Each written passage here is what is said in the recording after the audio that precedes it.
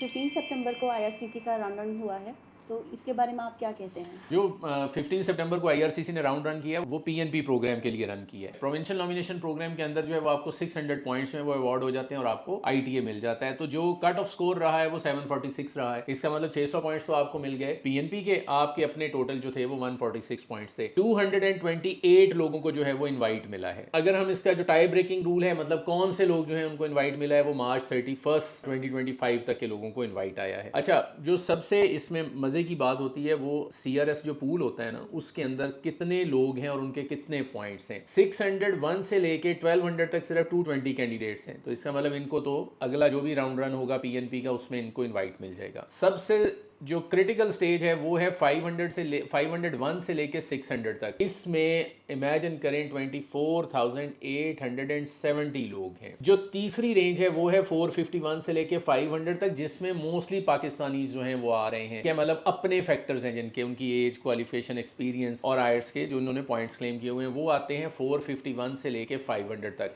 ये 71,000 लोग हैं। आप ये देखें कि अगर आपने इनवाइट लेना है तो ये डेटा जो है बड़ा क्रिटिकल डेटा है।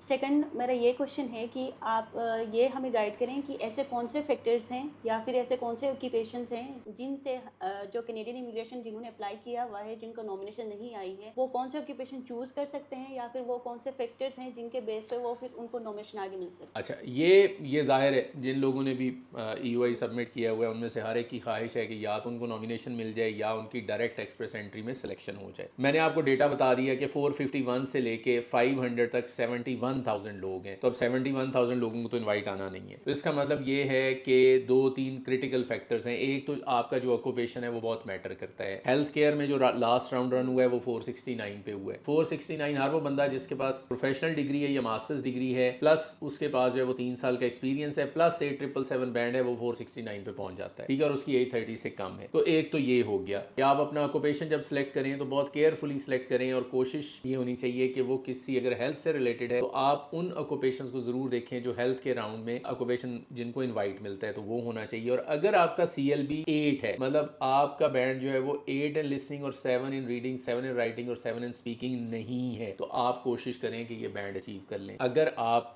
मैरिड है और आपने स्पाउस के, इंग्लिश लैंग्वेज के और क्वालिफिकेशन के पॉइंट्स क्लेम नहीं किए हुए, तो ये टाइम है कि उनके पॉइंट्स क्लेम कर लिए जाएं। और अगर स्पाउस जो है उसने 6 सीट्स लिया हुआ है तो कोशिश करें वो CLB 8 की तरफ चला जाए। अगर CLB 8 लिया हुआ है तो कोशिश करें वो भी CLB 9 की तरफ चला जाए।